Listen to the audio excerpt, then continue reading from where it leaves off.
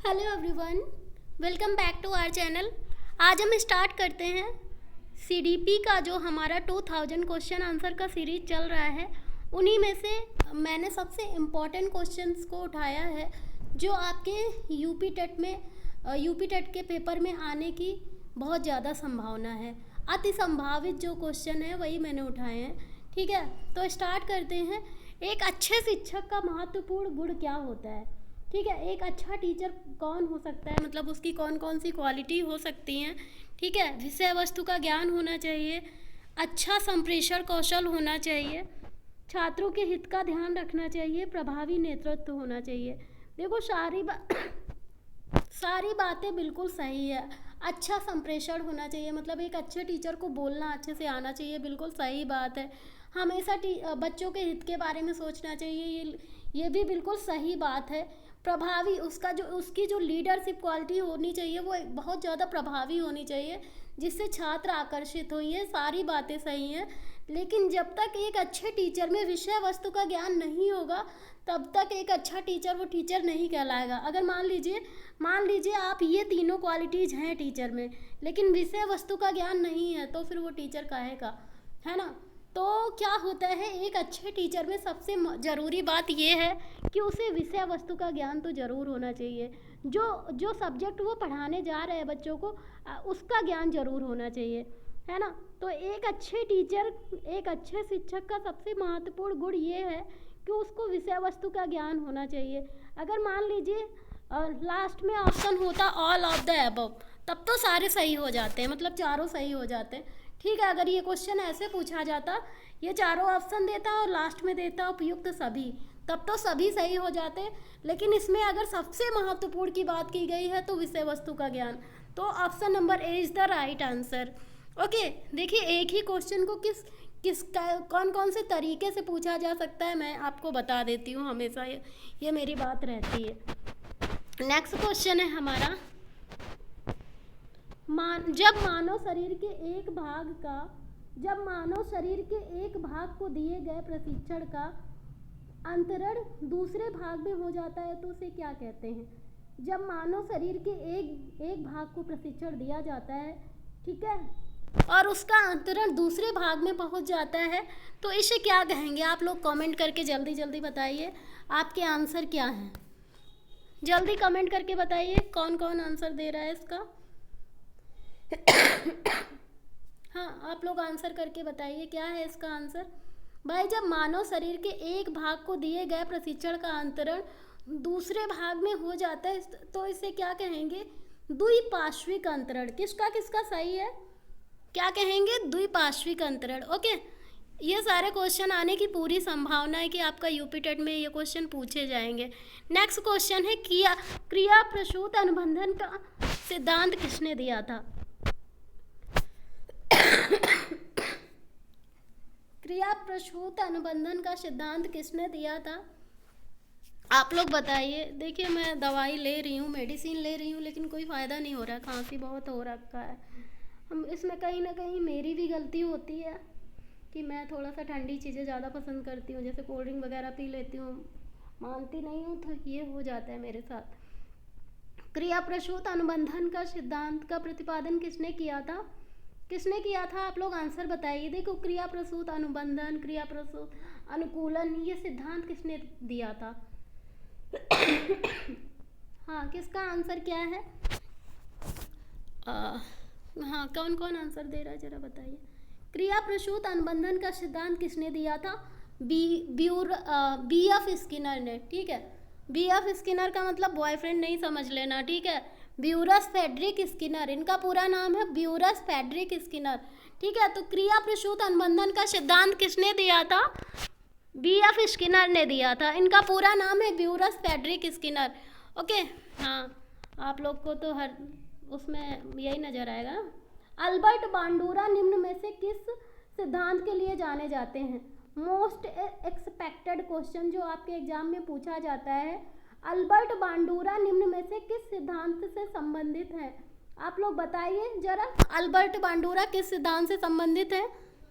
हाँ, किस सिद्धांत से संबंधित है अल्बर्ट बांडूरा? आप लोग बताइए, फिर मैं बताती हूँ इसका आंसर। आप लोगों के पास 5 सेकंड और हैं। अल्बर्ट बांडूरा किस सिद्धांत से संबंधित है? सामाजिक अधिगम का सिद्धांत दिया था। अल्बर्ट बांडूरा ने कौन सा सिद्धांत दिया था? सामाजिक अधिगम का सिद्धांत। वही अल्बर्ट बांडूरा है ना ये, जिन्होंने एक मतलब बच्चों पे क्या किया था, स्टडी किया था ना, है ना। अल्बर्ट बांडूरा का सिद्धांत किसने दिया था? अल्बर्ट बांडूरा ने कौन सा सिद्धांत दिया था? सामाजिक अधिगम का सिद्धांत दिया था। ठीक है, और इनका मानना था कि बच्चे समाज में रहकर अधिगम करते हैं। समाज में जैसा लोग मतलब दूसरों को देख कर अनुकरण करते हैं, दूसरों को देख कर सीखते हैं, उनको फॉलो करते हैं, दूसरे जैसा व्यवहार करते हैं वैसा ही बच्चे नकल करते हैं, है ना। तो ये सिद्धांत किसने दिया था सामाजिक अधिगम का? अल्बर्ट बांडूरा ने दिया था। नेक्स्ट क्वेश्चन है हमारा, मानसिक आयु का संप्रत्यय सबसे पहले किसने दिया था? मानसिक आयु का संप्रत्यय सबसे पहले किसने दिया था, बताइए जरा। मानसिक आयु का संप्रत्यय किसने दिया था सबसे पहले?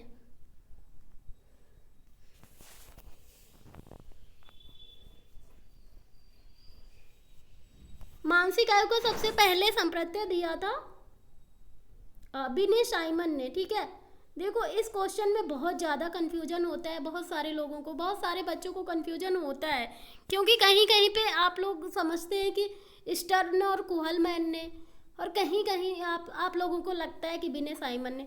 अगर हम मानसिक आयु की बात करेंगे ना, तो सबसे पहले बिने साइमन ने बुद्धि लब्धि का मतलब मानसिक आयु को आधार मानकर बच्चों का परीक्षण किया था, बच्चों की बुद्धि का परीक्षण किया था। ठीक है, तो इनके परीक्षण का आधार क्या था? मानसिक आयु था। ठीक है, ये बात हो गई बिने साइमन की। और बिने साइमन कौन थे? फ्रांस के एक टीचर थे, राइट। और इन्होंने सबसे पहले बुद्धि परीक्षण किया था।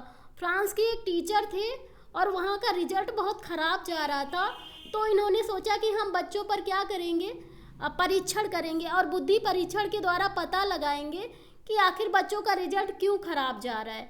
और इन्होंने परीक्षण को क्या माना था, मतलब 2-4 बच्चों को ले लेते हैं, एक 4-5 क्लास का बच्चा होता है, एक 5 क्लास का बच्चा होता है, एक 6 क्लास का बच्चा होता है। ठीक है, अगर 4th क्लास का बच्चा जो है 4th क्लास की किताबें पढ़ लेता है, इट मीन्स वो सामान्य बच्चा है। ठीक है, 4th क्लास का बच्चा जो है अगर 5th क्लास की किताबें पढ़ लेता है, मतलब 5th क्लास का ज्ञान आता है, तो वो क्या है? प्रतिभाशाली है, मतलब थोड़ा ऊंचे है। और 4th क्लास का बच्चा अगर 3rd या 2nd की भी किताबें नहीं पढ़ पाता, उसका मतलब क्या? उसकी बुद्धि लब्धि कम है, और ज़्यादा कम है, सामान्य से कम है ना। तो इनका आधार क्या था? मानसिक आयु को इन्होंने आधार बनाया था। लेकिन अगर हम बात करें बुद्धि लब्धि के आधार पर, सबसे पहले किसने किया था परीक्षण, जिसका आधार बुद्धि लब्धि बताया गया था? तो वो थे स्टर्न और कुहलमैन। ठीक है, इनके बारे में मैंने पूरा डिटेल में बता रखा है। ठीक है, तो आप लोग जाइए डिटेल में मेरी थ्योरी पढ़ लेना। ओके, ये वाले क्वेश्चन मैंने बहुत डीप में कराए हैं, बहुत अच्छे से थ्योरी समझाई है, तो आप लोग कर लेना। सबसे पहले मानसिक आयु का संप्रत्यय किसने दिया था? बिने साइमन ने दिया था। और इन्हीं का परीक्षण पहला बुद्धि परीक्षण था। पहला बुद्धि परीक्षण कब हुआ था? 1905 में बिने साइमन द्वारा। ओके, नेक्स्ट क्वेश्चन है हमारा, सीखी हुई बात को स्मरण करने या पुनः स्मरण करने की उनको क्या कहते हैं? आपने कोई भी लर्निंग की है, कोई भी बात को सीखा है, उसको फिर से याद करना, पुनः स्मरण करने को क्या कहते हैं? सॉरी, पुनः स्मरण करने को तो स्मृति कहेंगे ना। पुनः स्मरण करने की असफलता, मतलब जब आप पुनः फिर से याद नहीं कर पाते हैं तो उसे क्या कहेंगे? उसे विस्मृति कहेंगे, विस्मृति कहेंगे। ओके, तो इसका आंसर क्या हो जाएगा? सी हो जाएगा। ठीक है, नेक्स्ट क्वेश्चन है हमारा। नेक्स्ट क्वेश्चन क्या है? हाल का सिद्धांत किसकी व्याख्या करता है? हाल का सिद्धांत किसकी व्याख्या करता है, बताइए जरा, बताइए आप लोग, हाल का सिद्धांत किसकी व्याख्या करता है? ओके,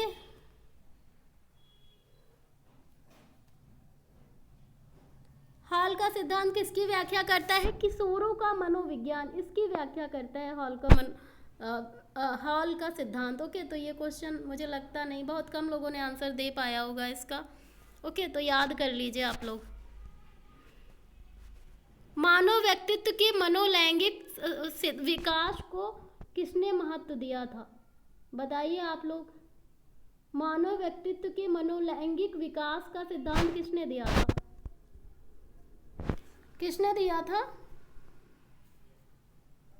आप लोग बताइए, फिर मैं बताती हूँ।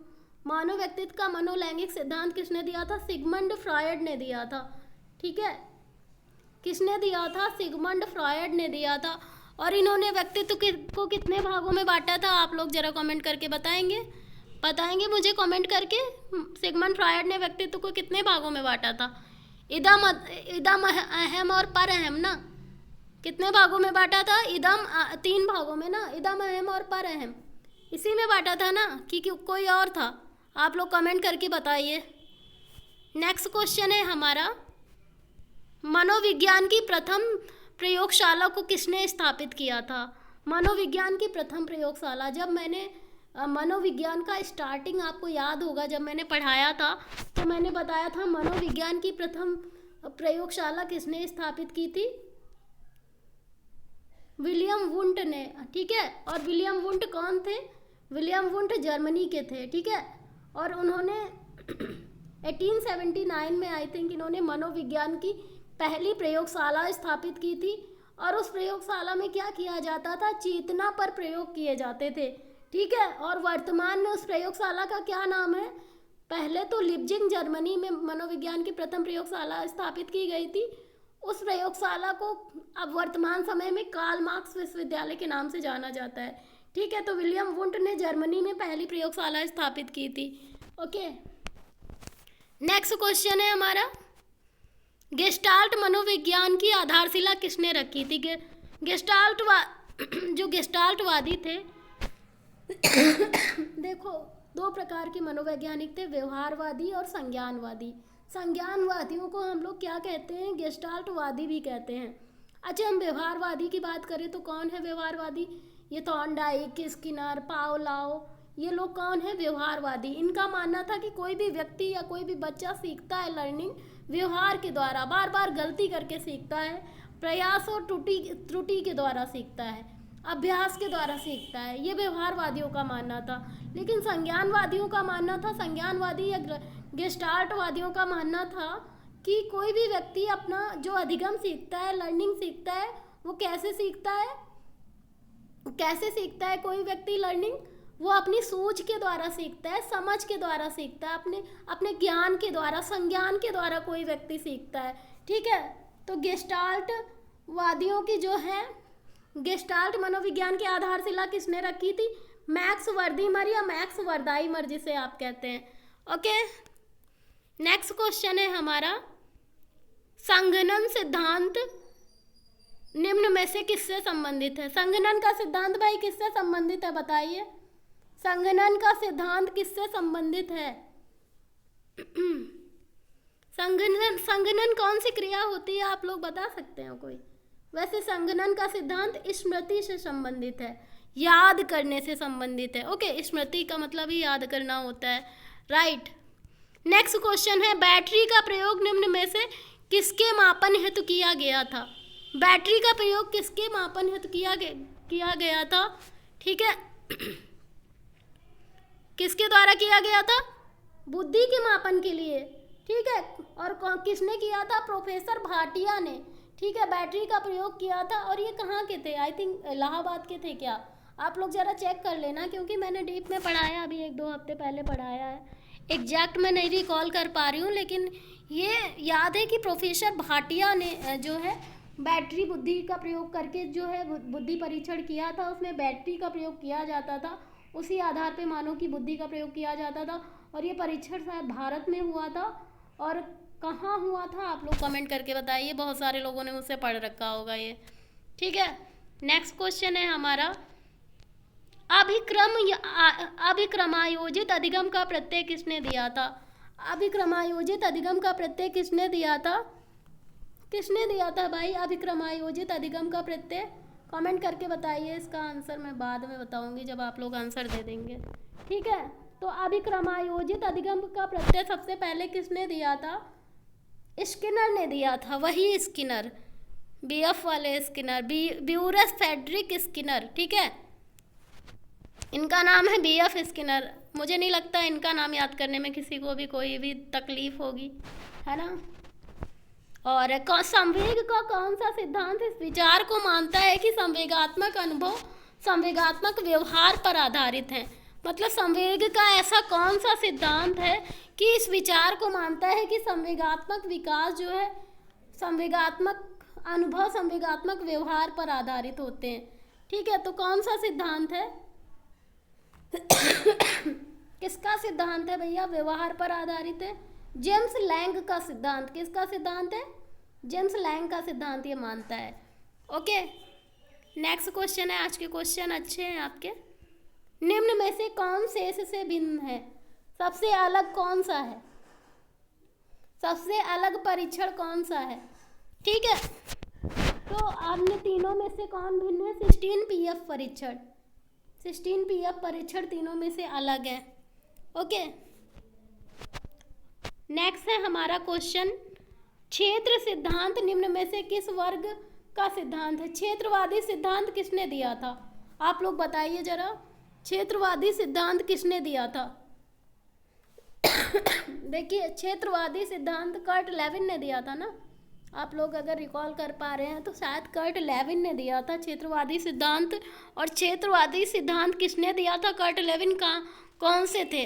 गेस्टाल्टवादी थे ना। गेस्टाल्टवादी या संज्ञानवादी, बात एक ही हो गई। ओके, नेक्स्ट क्वेश्चन है हमारा, वालस के अनुसार सृजनात्मक चिंतन का प्रथम चरण क्या होता है?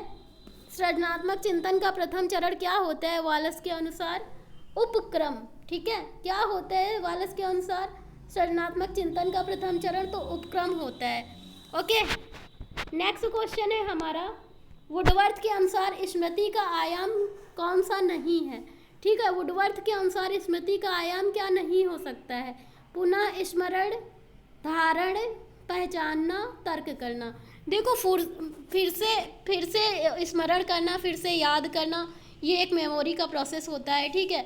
आयाम होता है धारण करना, मतलब धारण, अपनी एक धारणा बना लेना। किसी चीज़ को आप याद करना चाहते हो ना, तो उसका एक कॉन्सेप्ट दिमाग में रख लेते हो, ये तो होता है ना। मेमोरी का मतलब क्या होता है? किसी को पहचान जाना, ठीक है, देखा और आपको याद आ गया। लेकिन तर्क करना किसका काम होता है? बुद्धि का काम होता है, मेमोरी का काम नहीं होता है। आपके पास तार्किक क्षमता है, मनोवैज्ञानिक क्षमता है, खोज की क्षमता है, अनुसंधान की क्षमता है, क्रियात्मक क्षमता है। इसका मतलब क्या है? आप क्या हैं? आपके पास बुद्धि बहुत है, बुद्धि आपकी, IQ अच्छा है आपका, ठीक है। लेकिन मेमोरी आपका अच्छा है, इसका मतलब क्या? आपके पास पुनः स्मरण है, धारणा है, पहचानना है, ये मेमोरी का कॉन्सेप्ट होता है। समझ में आई? तो तर्क करना ही गलत हो जाएगा, क्योंकि तर्क करना बुद्धि का आयाम होता है। और बुद्धि क्या होती है? मल्टी डायमेंशनल होती है, ठीक है।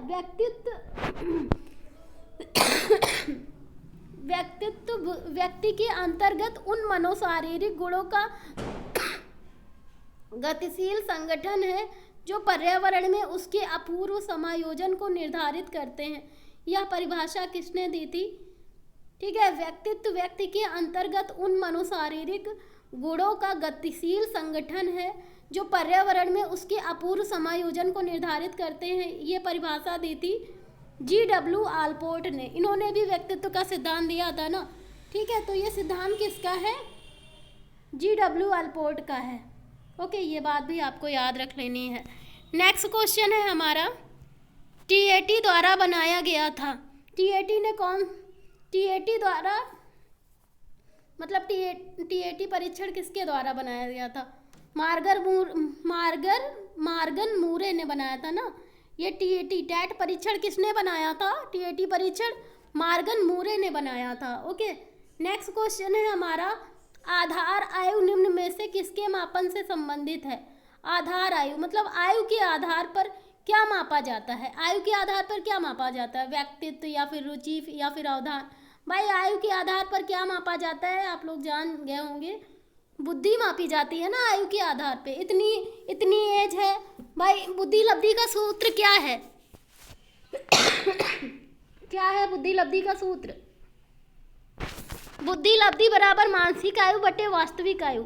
ठीक है, तो मेंटल एज और आपकी क्रॉनिकल एज मापी जाती है। आपकी एक्चुअल एज क्या है, वास्तविक एज क्या है और आपकी मेंटल एज क्या है, ये बुद्धि लब्धि निकालने के लिए ये फॉर्मूला प्रयोग किया जाता है और ये फॉर्मूला पूछा जा सकता है। ठीक है, बुद्धि लब्धि बराबर क्या? बुद्धि लब्धि बराबर मानसिक आयु बटे वास्तविक आयु। ठीक है, बुद्धि लब्धि बराबर मानसिक आयु बटे वास्तविक आयु गुणे 100। ठीक है, ये देखो सबसे पहले जर्मनी के स्टर्न और कुहलमैन ने क्या किया था? क्या किया था? मतलब उन्होंने एक आधार बनाया था। क्या बनाया था? बुद्धि लब्धि का आधार बनाया था ना, कि क्या होगा, इतनी बुद्धि होगी तो इतना हमारा आईक्यू होगा। ठीक है, तो उन्होंने बुद्धि लब्धि को आधार बनाकर क्या किया था? बुद्धि परीक्षण किया था और उन्होंने बुद्धि लब्धि निकालने का एक सूत्र भी दिया था, बुद्धि लब्धि बराबर मानसिक आयु बटे वास्तविक आयु। इतना सूत्र किसने दिया था? स्टर्न और कुहलमैन ने। ये कहाँ के थे? जर्मनी के थे ना। और उसके बाद आए टर्मन। स्टर्न और कुहलमैन के बाद कौन आया? टर्मन आए। टर्मन ने इस फॉर्मूले को पूरा किया। ठीक है, कब किया था? 1911 के बाद में कौन? 1909 के बाद में किसकी मृत्यु हो गई थी? बिने की मृत्यु हो गई थी। ठीक है, बिने का पहला बुद्धि परीक्षण सक्सेस हो जाता है। ठीक है, 1909 में उनको पूरी सफलता मिल जाती है। 1905 में उनका परीक्षण होता है। ठीक है, फिर उसके बाद संशोधन होता है। 1911 के आसपास आते आते जब आते हैं तो बिने की मृत्यु हो चुकी होती है। उसके बाद स्टर्न कुहलमैन आते हैं और बिने के परीक्षण में काम करते हैं। ठीक है, और उन्होंने बिने परीक्षण का जो आधार माना था, ठीक है, बुद्धि लब्धि को माना था, उन्होंने मानसिक आयु को माना था। ठीक है, और इन्होंने बुद्धि लब्धि को मान लिया था आधार। उसके बाद क्या किया? इन्होंने बुद्धि का परीक्षण किया और एक फॉर्मूला दिया स्टर्न और कुहलमैन ने। इन्होंने क्या फॉर्मूला दिया? बुद्धि लब्धि बराबर मानसिक आयु बटे वास्तविक आयु। इतना सूत्र देके चले जाते हैं स्टर्न और कुहलमैन, लेकिन इस सूत्र को पूरा कौन करता है? टर्मन करते हैं। कौन पूरा करता है? टर्मन करते हैं। तो अगर आपको ऐसा पूछा जाए ना कि बुद्धि लब्धि का सूत्र दिया था, ठीक है, तो टर्मन ही कहेंगे, क्योंकि टर्मन ने सूत्र को पूरा किया था। ठीक है, लेकिन अगर आपसे ऐसा पूछा जाए बुद्धि लब्धि सूत्र की अवधारणा किसने दी थी, मतलब शुरुआत किसने की थी, तो आप स्टर्न कुहलमैन को लगाएंगे। इतनी बात समझ में आ गई? उसके बाद बुद्धि लब्धि की टेबल दी थी किसने? टर्मन ने दी थी। 1916 में बुद्धि लब्धि निकालने की टेबल दी थी। कौन सी टेबल दी थी? जो मैं बताती हूँ आपको, जेम्स टीपीपी। हालांकि उन्होंने ये बोला था कि 70 से कम है आपके पास बुद्धि तो आप जड़ बुद्धि हैं। ठीक है, और 71 से 80 के बीच में है तो अल्प बुद्धि है। फिर 81 से 90 के बीच में है तो क्या है? फिर दूसरी बुद्धि आ जाएगी। फिर 90 से 100 के बीच है सामान्य बुद्धि। फिर 100 से 110 के बीच प्रतिभाशाली है ना, ऐसे कर करके। तो इसके लिए मैंने क्या किया था? आपको एक टेबल बनवाई थी और मैंने खुद से अपनी तरफ से एक ट्रिक दिया था, जेम्स टीपीपी। वो ट्रिक अगर आप में से किसी ने नहीं देखी तो देख लीजिए, 1-2 नंबर आपके एग्जाम में बढ़ जाएंगे, है ना। जेम्स टीपीपी करके है, 3 मिनट का वो वीडियो मेरा पड़ा होगा, 3-4 मिनट का, और मैंने वो लिख रखा है उसमें कि टर्मन का मतलब बुद्धि लब्धि निकालने की ट्रिक। अगर नहीं मिली है किसी को तो कमेंट करके पूछ लीजिएगा, मैं बता दूंगी आपको। ठीक है, तो उससे 1-2 नंबर आपके एग्जाम में बढ़ ही जाएंगे, है ना। तो ये हो गया आपका। नेक्स्ट क्वेश्चन है, इसका आंसर क्या हो जाएगा? बुद्धि हो जाएगा। बहुत ज़्यादा डिस्कशन कर लिया इस क्वेश्चन में, है ना। डिस्कशन से ही आपके 2-4 क्वेश्चन एक्स्ट्रा सही होंगे। शिक्षक द्वारा कक्षा में डांट पड़ने पर छात्र याद कर, मतलब छात्र यदि घर आकर अपनी छोटी बहन से पर गुस्सा जाहिर करता है। ठीक है, मान लो किसी टीचर ने एक बच्चे को डांट दिया, ठीक है, उसके बाद वो बच्चा क्या करता है, जब घर आता है ना, तो भाई कोई भी डांटा जाएगा, गुस्सा तो आएगी, ऑब्वियस सी बात है। ठीक है, तो गुस्सा आएगी। ठीक है, तो वो बच्चा क्या करता है वो बच्चा क्या करता है कि क्या करता है, गुस्सा हो जाता है, अपनी बहन पर गुस्सा हो जाता है। घर आकर जो उसकी बहन पूछती होगी कि क्या हुआ, या फिर कुछ भी बात करने पर वो बच्चा अगर गुस्सा जाहिर करता है, तो ये किसका उदाहरण है? विस्थापन का उदाहरण है। ठीक है, ये एग्जाम्पल याद कर लेना, अच्छा क्वेश्चन है। ठीक है, नेक्स्ट क्वेश्चन है हमारा, इरोस शब्द संबंधित है। ठीक है, इरोस शब्द किससे संबंधित है? इरोस जीवन और मूल प्रवृत्ति से संबंधित है। ये शब्द किससे संबंधित है? जीवन और मूल प्रवृत्ति से संबंधित है। ये बात आपको याद रख लेनी है। नेक्स्ट क्वेश्चन है हमारा, सामूहिक अचेतन का संप्रत्यय किसने दिया था? सामूहिक अचेतन का संप्रत्यय किसके द्वारा दिया गया था? युंग के द्वारा दिया गया था। किसके द्वारा दिया गया था? युंग के द्वारा दिया गया था। ओके, तो सामूहिक अचेतन का संप्रत्यय किसने दिया था? युंग ने दिया था। ओके, वह मापनी जिसमें अंतराल के समस्त गुण के साथ परम शून्य भी हो कहलाती है। ऐसी कौन सी मापनी है जिसमें अंतराल के समस्त गुण के साथ परम शून्य भी हो? ये क्या कहलाता है? अनुपात मापनी। क्या कहलाता है? अनुपात मापनी कहलाता है। इस क्वेश्चन को याद कर लीजिए। ठीक है, ये आ सकता है क्वेश्चन।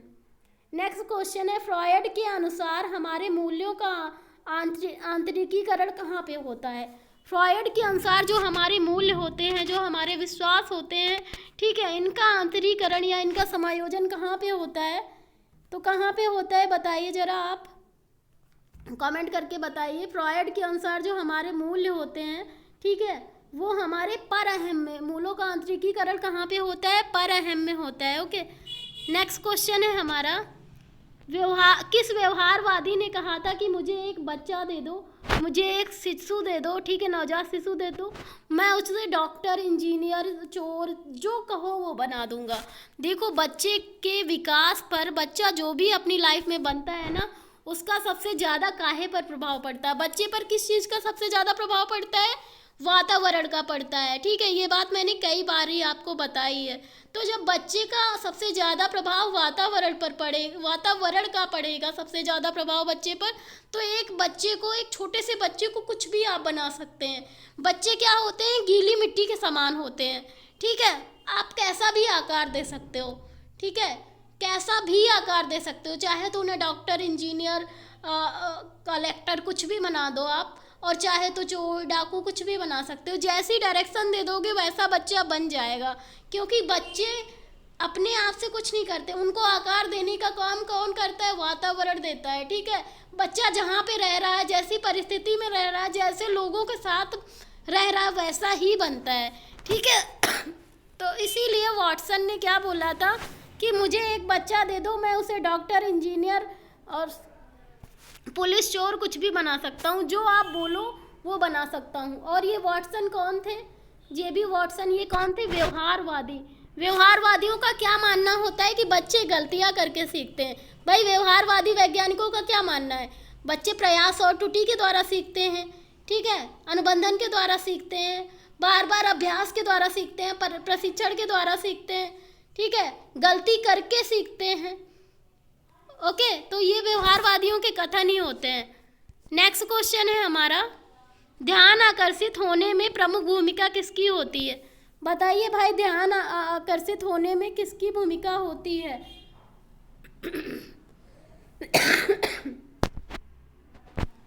ध्यान को आकर्षित करने में सबसे ज़्यादा भूमिका होती है उद्दीपन की तीव्रता की।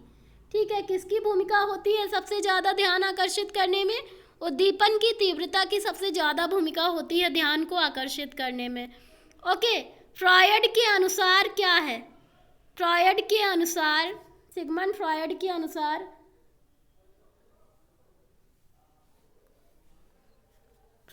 अनुसार विस्मरण वह प्रवृत्ति है, ठीक है, विस्मरण एक ऐसी प्रवृत्ति होती है जिसके द्वारा दुखद अनुभवों को स्मृति से अलग किया जा सकता है। ठीक है, फ्रॉयड ने बोला था, मतलब फ्रॉयड के कथन के अनुसार विस्मरण, भूलना एक ऐसी प्रवृत्ति है, ठीक है, जिसके द्वारा हम, जो हमारे लाइफ के खराब एक्सपीरियंस है, बैड एक्सपीरियंस है, उनको हम अपनी मेमोरी से धीरे धीरे हटा देते हैं। जैसे कि मान लीजिए लाइफ में आपने कभी भी बहुत बड़ा दुख झेला होगा, है ना, कभी एक ऐसा मोमेंट आया होगा जब आप अपनी लाइफ में बहुत ज़्यादा सैड होंगे।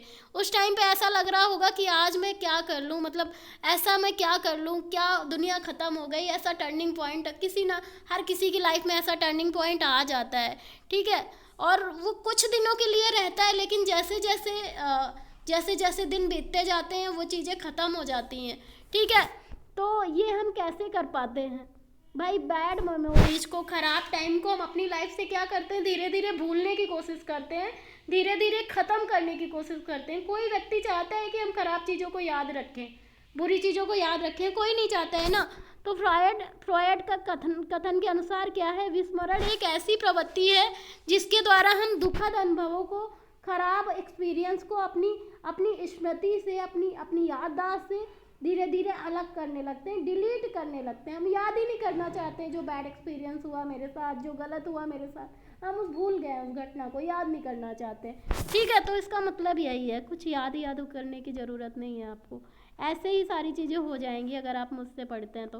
ध्यान को केंद्रित करने के लिए आंतरिक दशा क्या है? ठीक है, ध्यान को केंद्रित करने के लिए आंतरिक दशा क्या हो सकती है? ठीक है, नवीनता, अवधि, आकार, क्या हो सकता है? रुचि, क्या हो सकता है? बताइए जरा भाई। ध्यान आप तभी केंद्रित कर सकते हो किसी चीज़ में, किसी भी, कोई सीरियल देख रहे हो आप, या फिर कोई काम कर रहे हो, या फिर कुछ पढ़ रहे हो, या फिर कुछ सीख रहे हो। आप अपना कंसंट्रेशन तभी उसमें लगा सकते हो, ध्यान तभी लगा सकते हो जब आपको उसे करने में मज़ा आ रहा हो। ठीक है, तो ध्यान को केंद्रित करने की आंतरिक दशा क्या है? रुचि है, आपका इंटरेस्ट है ना। जब तक आपको मज़ा नहीं आएगा ना, तब तक आपका कंसंट्रेशन ही नहीं रहेगा, उस काम को करने में मन ही नहीं लगा पाओगे, है ना। लगा पाओगे कि नहीं लगा पाओगे? आप ज़रा कमेंट करके बताइए अगर मैं गलत कह रही हूँ तो, है ना। कौन कह रहा है कि मैम आप कभी गलत कहती ही नहीं? अच्छा, ये कमेंट था या कॉम्प्लीमेंट था, मुझे तो यही नहीं समझ में आया। विकास की किस अवस्था में बुद्धि का अधिकतम विकास होता है, बताइए। बुद्धि विकास की किस अवस्था में बुद्धि का अधिकतम विकास होता है? आप लोग बताइए ज़रा।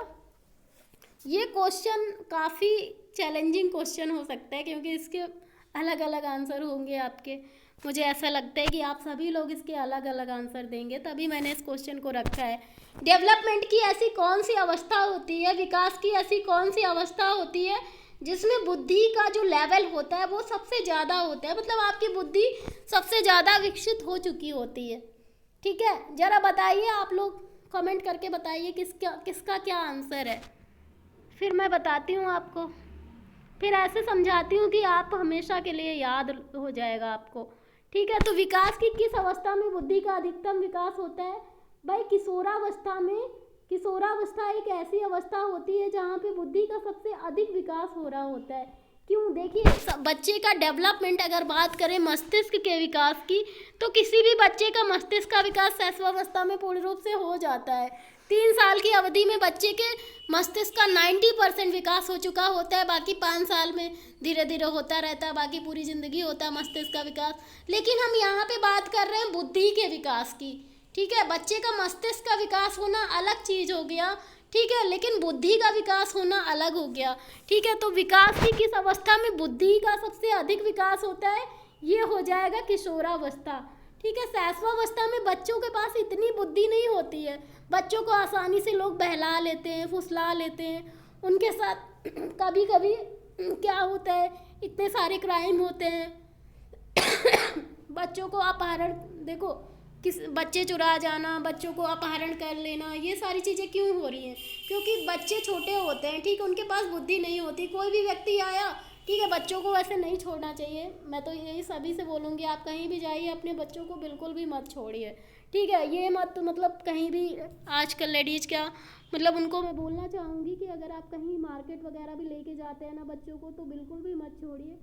ठीक है, थोड़ा सा प्रोटेक्टिव रहिए बच्चों को लेके, क्योंकि बहुत सारे लोग केयरलेस होते हैं बच्चों को लेके, वो ले जाते हैं, फिर अपनी मार्केट में शॉपिंग वगैरह करने लगते हैं, उनका ध्यान हट जाता है, और वहीं पे आपको पता है बच्चे एकदम क्या होते हैं, उनके पास बुद्धि नहीं होती है, मतलब बुद्धि का इतना विकास नहीं हुआ होता है कि वो सही और गलत का पहचान कर सके। उनसे कोई हंस के बोलेगा, कोई भी काम करा लो हंस के बोल के, है ना, तो उसके पास बुद्धि नहीं होती है।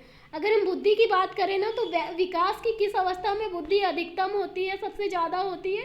किशोरावस्था में। किशोरावस्था एक ऐसी अवस्था है जहाँ पे बुद्धि का सबसे अधिक विकास हो रहा होता है। ओके, तो इसका आंसर किशोरावस्था हो जाएगा। शिशु का अधिकांश व्यवहार आधारित होता है, बताइए। सबसे इजी क्वेश्चन मुझे लगता है, ये क्वेश्चन मैं आपका गलत होने ही नहीं दूंगी। ठीक है, ये क्वेश्चन बताइए आप लोग, इससे रिलेटेड 2-3 क्वेश्चन मैं और बता दूंगी। आप लोगों को डरने की ज़रूरत नहीं है, पूरा सीडीपी में हम लोग 30 में 30 करके आएंगे। ओके, तो किसी भी बच्चे का जो व्यवहार होता है, बिहेवियर होता है, अधिकांश व्यवहार बच्चे का काय पे आधारित होता है? बच्चे का अधिकांश व्यवहार किस पर आधारित होता है भाई? देखो, बच्चे का व्यवहार जो होता है इंद्रिय गामक होता है, मूल प्रयत्नात्मक होता है। बच्चे अनुकरण के द्वारा लर्निंग करते हैं, ठीक है। तो छोटे छोटे बच्चों का व्यवहार किस पर आधारित होता है भाई? मूल प्रवृत्ति के आधार पर होता है। ओके, संवेगात्मक मतलब संवेगों के द्वारा होता है, ठीक है, मूल प्रवृत्ति के द्वारा होता है। ओके, ये बात समझ में आई। अब हम बात करते हैं शैशवावस्था की। शैशवावस्था में बच्चों का व्यवहार कैसा होता है? मूल प्रवृत्त्यात्मक होता है, इंद्रिय गामक होता है। जो पियाजे वाली इंद्रिय गामक या गामक अवस्था या पेशी अवस्था जो होती है जन्म से 2 वर्ष, अगर हम पियाजे की बात करें तो उस टाइम पे बच्चों का व्यवहार कैसा होता है? मूल प्रवृत्त्यात्मक होता है, ठीक है। अभी हम बात करें शैशवावस्था का टाइम पीरियड क्या होता है जन्म से। शैशवावस्था जन्म से 5 या 6 वर्ष, ठीक है। बाल्यावस्था का टाइम पीरियड क्या होता है? 5 या 6 से 12 वर्ष। और किशोरावस्था 12 से 18 वर्ष। ये आपका जरूर पूछा जाएगा, ठीक है। और हम बाल मनोविज्ञान के आधार पर अध्ययन क्या करते हैं? काय का अध्ययन करते हैं भाई? बच्चे की शैशवावस्था से लेके या फिर किशोरावस्था तक ही तो अध्ययन करते हैं, या फिर आप ऐसे भी बोल सकते हो गर्भावस्था से लेके किशोरावस्था तक अध्ययन करते हैं, ऐसा भी आता है तो ये भी सही हो जाएगा, ठीक है। तो ये कुछ क्वेश्चन है जो आपको फ्री में सही हो जाएंगे ऐसे क्वेश्चन आपको, क्योंकि मैं ऐसे क्वेश्चन आपको डेली डिस्कस करती हूँ। ओके, नेक्स्ट क्वेश्चन है हमारा। नेक्स्ट क्वेश्चन क्या है? कौन सा वृद्धि और विकास के सिद्धांतों से संबंधित नहीं है?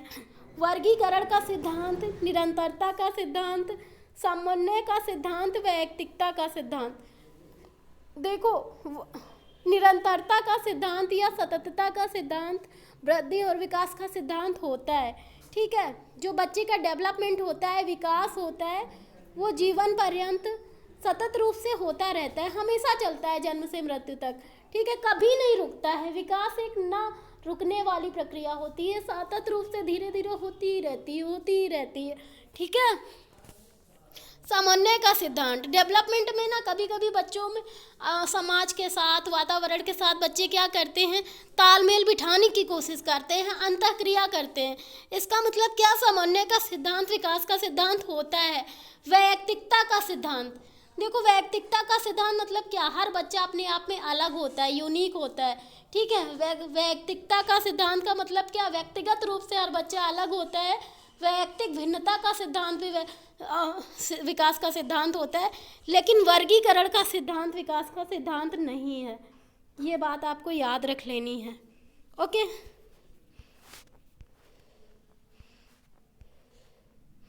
कक्षा शिक्षण में पाठ प्रस्तावना सोपान सीखने का नियम आधारित है। आप लोग बताइए, किसी भी कक्षा शिक्षण में पाठ्य प्रस्तावना या फिर उसके जो सोपान हैं ये किस काहे पर आधारित है? किस पर आधारित है? पाठ्य प्रस्तावना या सोपान सीखने के नियम किस पर आधारित होते हैं? आप लोग कमेंट करके बताइए जरा, किस पर आधारित होते हैं? देखो, बच्चा जब एक्टिव लर्निंग कर रहा होता है, कोई भी लर्निंग कर रहा होता है ना, कोई भी चीज़ सीख रहा होता है बच्चा, इसका मतलब यही है कि बच्चा सीखने के लिए तत्पर है, ठीक है। तो किसी भी कक्षा में पाठ प्रस्तावना या सोपान सीखने का नियम किस पर आधारित होता है? तत्परता के सिद्धांत पर, ठीक है। और ये तत्परता का सिद्धांत किसने दिया था? थॉर्नडाइक ने दिया था भाई। थॉर्नडाइक ने कितने सिद्धांत दिए थे? थॉर्नडाइक ने पहली बात 2 सिद्धांत दिए थे। अच्छा, अगर ऐसा क्वेश्चन आ जाए कि थॉर्नडाइक ने दो सिद्धांत दिए थे, थॉर्नडाइक ने 3 सिद्धांत दिए थे, थॉर्नडाइक ने 5 सिद्धांत दिए थे, और एक ऑप्शन आ जाए आपका ऑल ऑफ द अबव, तो आपका आंसर क्या होगा? आपका आंसर क्या होगा बताइए? 2, 3, 5 मतलब सारे सही हैं या फिर एक सही है या फिर दो सही हैं? आप लोग बताइए, आप लोग बताइए अगर ऐसा क्वेश्चन आता है तो। देखो मैं थॉर्नडाइक के बारे में थोड़ा सा एक्सप्लेन कर देती हूँ आपको। क्या होता है थॉर्नडाइक का सिद्धांत? थॉर्नडाइक ने दो सिद्धांत दिए थे, प्राथमिक नियम दिए थे, प्राथमिक को मुख्य या प्राथमिक नियम कहते हैं, और द्वितीयक नियम दिए थे, ठीक है। और प्राथमिक नियमों के अंतर्गत थॉर्नडाइक ने तीन सिद्धांत दिए थे। कौन कौन से? अभ्यास, प्रभाव एवं तत्परता का सिद्धांत, ठीक है। अभ्यास, प्रभाव एवं तत्परता का सिद्धांत थॉर्नडाइक ने अपने प्राथमिक नियमों के अंतर्गत दिया था, और 5 सिद्धांत और दिए थे थॉर्नडाइक ने। कौन कौन से सिद्धांत दिए थे? बहुक्रिया, आंशिक क्रिया, मनोवृत्ति, सादृश्यात्मक नियम, साहचर्यात्मक नियम, ये सब द्वितीयक नियमों के अंतर्गत दिए थे, ठीक है। तो ये थॉर्नडाइक के सिद्धांत है। अगर मेरा थ्योरी का लेक्चर नहीं देखा है आप लोग तो देख के जाइएगा, वहाँ से चीज़ें क्लियर हो जाएंगी। तो कक्षा में पाठ्य प्रस्तावना सीखने, सोपान सीखने के नियम किस पर आधारित होते हैं? तत्परता के सिद्धांत पर आधारित होते हैं, राइट, तत्परता का सिद्धांत। नेक्स्ट है संप्रत्यय निर्माण का प्रथम सोपान क्या होता है? संप्रत्यय निर्माण का प्रथम सोपान क्या होता है? आप लोग बताइए, संप्रत्यय निर्माण का प्रथम सोपान क्या होता है? हाँ कमेंट करके बताइए भाई। ये वाला तो मैंने बहुत अच्छे से समझाया है।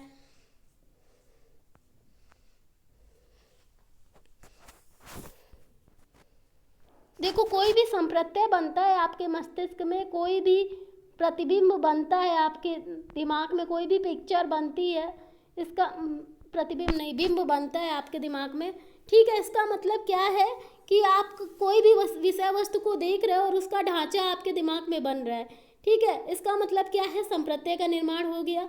और जैसे उस विषय वस्तु के बारे में आपको ज्ञान की प्राप्ति होती है, जैसे ही आप जान पाते हो कि ये क्या है, ठीक है, उसके बारे में जैसे ही जानते हो, इसका मतलब क्या है? प्रत्यक्षीकरण हो गया, आप समझ गए, आपके सामने है मूर्त रूप से चीज, है ना।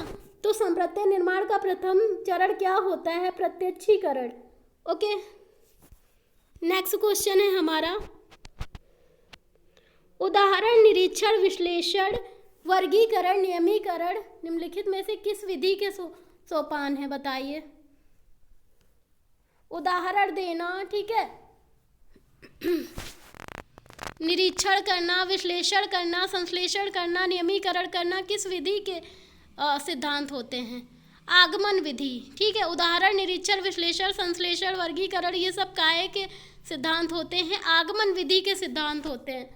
ओके, तो ये बात आपको याद रख लेनी है, आगमन और निगमन विधि। देखो उदाहरण से नियम की ओर तो आगमन विधि हो जाएगा, और नियम से उदाहरण की ओर तो निगमन विधि हो जाएगा, ठीक है।